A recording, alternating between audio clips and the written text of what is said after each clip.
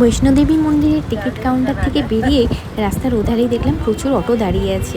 তো তার থেকে আমরা 3টে অটো আমাদের লেগেছিল, অটো ঠিক করে কিন্তু আমরা অটো করে বেরিয়ে পড়লাম।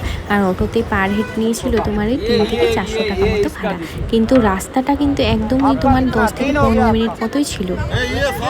মাতা বৈষ্ণোদেবী শ্রাইন বোর্ড পর্যন্তই কিন্তু আমাদের অটো করে লোকেশন ছিল, এর আগে কিন্তু আর অটো যাবে না। তো এই যে লাইনটা দেখতেই পাচ্ছ, অনেক বিশাল লাইন। তো এইভাবেই আমাদের কিন্তু এরপর থেকে ট্রেকিং করে যেতে হবে, আর এখান থেকেই সব চেকিং শুরু হয়ে যায়। এদিকে ট্রেকিং শুরু করার আগে আমরা কিন্তু প্রত্যেকে এই লাঠিগুলো কিনে নিই। এই লাঠিগুলো নিচেই বিক্রি হচ্ছিল, এগুলো ওই পার পিস 20 না 30 টাকা করে পড়েছিল। আসলে অনেকটা দূরের রাস্তা, এই লাঠিগুলো থাকলে কিন্তু হাঁটতে আমাদের সুবিধা হবে।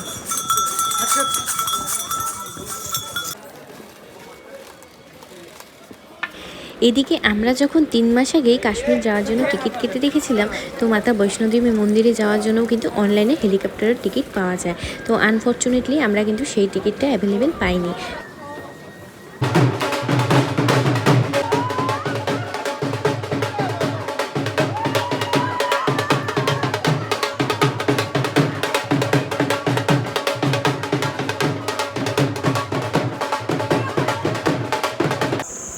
আসলে এত দূরের রাস্তা, তাই আমার অনেকটাই টেনশন হচ্ছিল যে আমরা সবাই মিলে আদৌ মাতার দর্শন করতে পারবো কিনা। এদিকে আমরা হোটেল থেকে একদম অন্ধকার থাকতে থাকতে ওই প্রায় 4টে নাগাদই কিন্তু বেরিয়ে গেছিলাম। তো এখন বাজে 6:30 7টার মতো, কিছুটা রাস্তায় হয়তো এসেছি। মন্দিরে যাওয়ার পথে রাস্তার দুধারে কিন্তু প্রচুর দোকান আছে, যেখানে মায়ের ফটো, আলতা, সিঁদুর, মালা, চুড়ি সব কিছু কিন্তু বিক্রি হয়। আর সারাদিনে কয়েক লাখ মানুষের কিন্তু সমাগম হয় এখানে, যেগুলো না দেখলে কিন্তু একদমই বিশ্বাস করা যায় না। তো আমরা দেখতে দেখতে কিন্তু অনেকটা রাস্তায় চলে এসেছি। আর এই যে স্কাই ওয়াক লেখাটা দেখছো, এই রাস্তা দিয়ে কিন্তু এখন আমাদের যেতে হবে। এইটাই কিন্তু একদম মেন মন্দিরের রাস্তা শুরু হয়ে গেল। আমরা কিন্তু ভোরবেলা ওই 4:30 5টা থেকে সেই যে হাঁটা শুরু করেছি, আর এখন যে এই মেন মন্দিরের গেটের সামনে এসেছি, এখন বলো তো কটা বাজে? এখন বাজে ওই 2:30টার মতো। তাহলেই ভাবো কত ঘন্টা আমাদের হাঁটতে হয়েছে। সত্যিই তো তাই, মায়ের দর্শন পাওয়া কি আর মুখের কথা। তো যাই হোক, এই যে মেন মন্দিরের গেটের সামনে চলে এসেছি, এখন কিন্তু সমস্ত চামড়া জিনিস আমাদেরকে খুলে যেতে হবে। মানে ওই ধরো তোমার হাতের ঘড়ি, পার্স, বেল্ট যা যা আছে সব কিছুই। এদিকে সমস্ত জিনিসপত্রগুলো যে লোকারে রাখবো, সেখানেও কিন্তু অনেকটা পরিমাণেই ভিড় ছিল। আবার সেখানে লাইন দিতে গেলে ওই প্রায় 1.5 থেকে 2 ঘন্টা কিন্তু লাইনেই বেরিয়ে যেত। তাই আমরা সমস্ত মেয়েরা মিলে প্রথমে মায়ের দর্শন করে আসি। তো বাইরে সবাই পাহারা দিচ্ছিল জিনিসপত্রগুলো, এরপরে আবার সব ছেলেরা গিয়ে কিন্তু মায়ের দর্শন করে আসে। মন্দির দর্শন মোটামুটি হয়ে গেছে, প্রচণ্ড ভিড়। আমাদের প্রত্যেকেরই মায়ের দর্শন করা হয়ে গেছে। তো ওখান থেকে আমরা 3:30 পৌনে 4টে নাগাদ কিন্তু বেরিয়ে পড়ি। তো ওই সেই ভোরবেলা থেকে তো আমরা কেউই কিছু খাইনি, প্রচণ্ড খিদে পেয়ে গিয়েছিলো। আর এতটা রাস্তা হেঁটে হেঁটে এসেছি, তো সবারই অনেকটাই খিদে পেয়ে গিয়েছিলো। তো এইখানে তো সবই ভেজ থালি।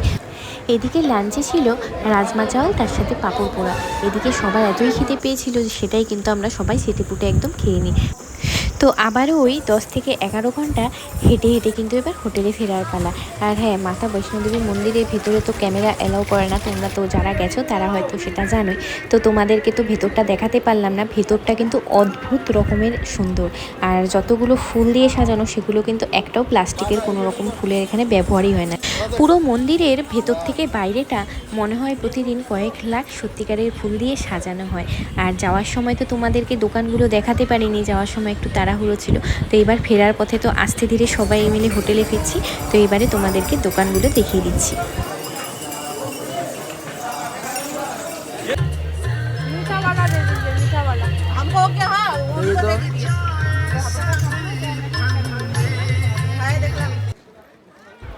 এদিকে হোটেলে ফেরার পথে আমি আর বৌদি মিলে ট্রাই করে নিলাম কাটরার ফুচকা। দেখে যদিও খুব লোভ লাগছিল, কিন্তু খেতে না আমার একদমই ভালো লাগেনি। আর এখন ওই বাজে 7টা 7:30টার মতো। তো এদিকে ভিড় দেখেছো কী পরিমাণে যে ভিড় হয় প্রতিদিন, সত্যি না দেখলে বিশ্বাসই হয় না। সেই ভোরবেলা যেই রাস্তা থেকে আমরা ট্রেকিং করে বেরিয়েছিলাম, সেই রাস্তা পর্যন্তই কিন্তু আমাদের আবারও হাঁটা পথেই ফিরতে হয়েছিল। চলে এসেছি আমরা হোটেলে। কত ঘন্টা জার্নির পরে? 17 ঘন্টা জার্নির পর ফাইনালি পায়ের অবস্থা শোচনীয়। তো ফাইনালি আমরা 9টা সাড়ে 9টার মধ্যে কিন্তু হোটেলে পৌঁছে গিয়েছিলাম। সেই ভোরবেলা বেরিয়েছি, তাই প্রত্যেকেই কিন্তু খুবই টায়ার্ড ছিলাম। তো এবারে যাই একটু ফ্রেশ হয়ে আসি। হিল সাইডের লোকজন যেহেতু খুব তাড়াতাড়ি ডিনার করে নেয়, তাই ফ্রেশ হয়ে আস্তে আস্তে কিন্তু আমাদের রুমে ডিনারের জন্য কলও চলে এসেছিলো। তাই ফ্রেশ হয়ে একদম দেরি না করে চলে গেলাম সোজা নিচে ডিনারের জন্য। তো আজকে ডিনারে দিয়েছিল আমাদের ভাত, ভেজ ডাল, তার সাথে একটা মিক্সড ভেজ দিয়েছিল, মটর পনির, এদিকে ছিল কেশর দিয়ে সুজির হালুয়া, তার সাথে ছিল নান, পাঁপড় পোড়া, স্যালাড। তো তাড়াতাড়ি করে আমরা কিন্তু সবাই ডিনারটা করে নিলাম, কারণ আজকে এতটাই হাঁটা হয়েছে যে সবাই কিন্তু ম্যাক্সিমাম টায়ার্ড ছিলাম। তাহলে আজকের মতো আমি আমার ব্লগটা এখানেই শেষ করছি। ব্লগটা তোমাদের যদি ভালো লেগে থাকে তাহলে আমার চ্যানেলটাতে একটা লাইক, শেয়ার আর সাবস্ক্রাইব করে দিও। আর কাটরায় আমরা যেই হোটেলে ছিলাম সেই হোটেলের নাম্বার আমি তোমাদের ডেসক্রিপশান বক্সে দিয়ে দিব। দেখা হচ্ছে পরের একটা ভিডিওতে। আজকের মতো টাটা।